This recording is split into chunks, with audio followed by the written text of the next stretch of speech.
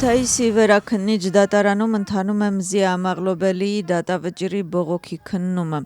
Դատարանը քննում է դատավճիռի բողոքարկումը, որը կայացել է օգոստոսի 6-ին, որով էլ Մզի Ամաղլոբելին դատապարտվել է 2 տարի ազատազրկման։ Այսօր մեղադրանքի կողմը կներկայացնի իր եզրափակիչ խոսքը։ Մզի Ամաղլոբելին սկզբում վարչական կալանքով կալանավորվել էր իրավապահ մարմինների աշխատակիցների կողմից Բաթումիի ոստիկանության գլխավոր վարչության մոտ հունվարի 11-ի գիշերը տեղի ունեցած ցույցի ժամանակ, այնուհետև ազատ էր արձակվել գրավոր դիմումի հիման վրա, իսկ ավելի ուշ կրկին ձերբակալվել էր ոստիկանի վրա հարձակվելու մեղադրանքով, որը նախատեսվում է 4-ից 7 տարի ազատազրկում։ Դատավորը որակավորել է Մզի Ամաղլոբելիին առաջադրված մեղադրանքը, որը վերաբերում էր ոստիկանի վրա հարձակվելուն եւ մեղավոր ճանաչեց նրան հասարակական կարգի աշխատակցի կամ այլ պետական պաշտոնյայի նկատմամբ դիմադրելու, սպառնալու կամ բռնություն գործադրելու մեջ։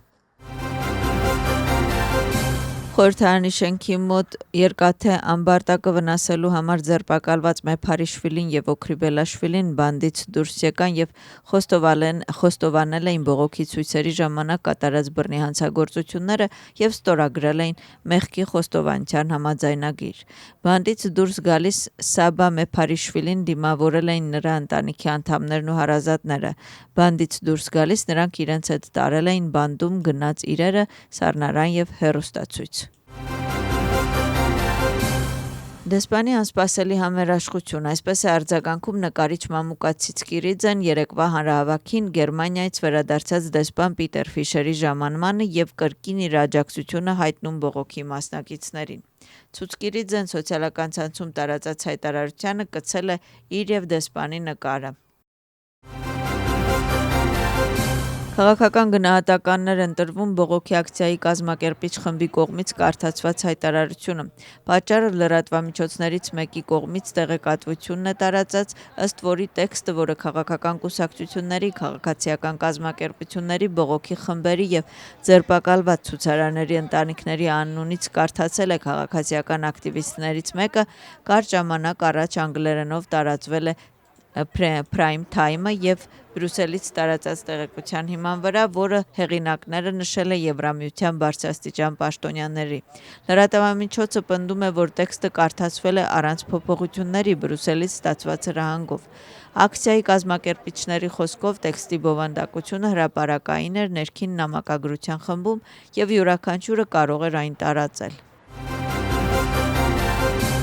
Հայտնի է դառնում, որ նախկին վարչապետ Գյորգի Գախարյան դարձել է Հերտա դպրոցի կենսաթոշակառու։ Դպրոցը տեղեկություն հրապարակում է իր կայքում։ Նրանք, որը Հերտա դպրոցը գործընկերային հարաբերություններ ունի նետի հետ, որին ԱՄՆ-ի ներկայիս վարչակազմը բացահայտորեն մեղադրել է Ամերիկայի հարկատուների գումարները չարաշահելու մեջ։ Դոնալդ Թրամփի փետրվարին սահմանափակեց Ժողովրդավարության ազգային հիմնադրամի ֆինանսավորումը, ինչը վերաբերում է Գախարյայի գործունեությանը Հերտա դպրոցում։ Հետազոտության համար Գյորգի Գախարյայի հարցազրույցներ կանցկացնի Եվրոպական հանձնաժողովի եւ անդամ պետությունների որոշում կայացողների հետ։ Հայաստանի Հանրապետության արտաքին գործերի նախարար Արարատ Միրզոյանը պաշտոնական այցով մեկնել է Վրաստան։ Հայ դիվանագետը հանդիպել է իր վրացի գործընկերոջ հետ, որտեղ քննարկել է ռազմավարական գործընկերության հարաբերություններ եւ տարածաշրջանային համագործակցության այլ հարցեր։ Հանդիպումից հետո երկու երկրների արտաքին գործերի նախարարները համատեղ հայտարարություն արեցին հանրությանը։ Մակա Բոճորիշվիլիի խոսքով Հայաստանի եւ Վրաստանի միջև համագործակցությունը, բարեկամությունը եւ ռազմավարական գործընկերությունը կարևոր են մեր երկու երկրների, ինչպես նաեւ տարածաշրջանի բարգավաճման եւ կայունության համար։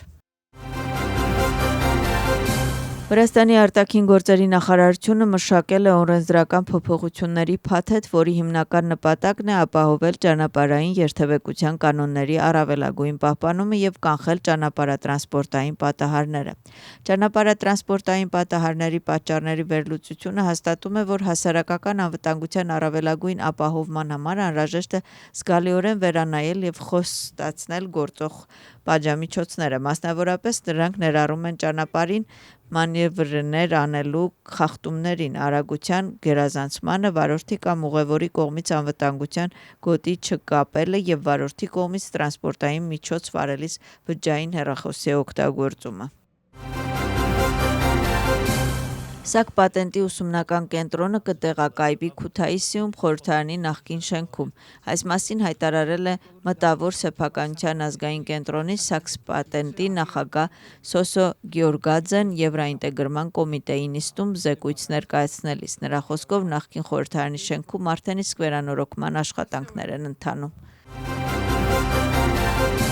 Ներքին գործերի նախարար Գեգա Գելաձեն ծանոթացման հանդիպում է ունեցել Վրաստանում Ֆրանսիայի Հանրապետության արտակարգ և լիազոր դեսպան Օլիվե Կուրպոյի հետ։ Ներքին գործերի նախարարության հաղորդմամբ նախարարը շնորհավորել է Ֆրանսիայի դեսպանին Վրաստանում դիվանագիտական գործունեության մեկնարկի կապակցությամբ և մաղթել հաջողություններ հետագա գործունեության մեջ։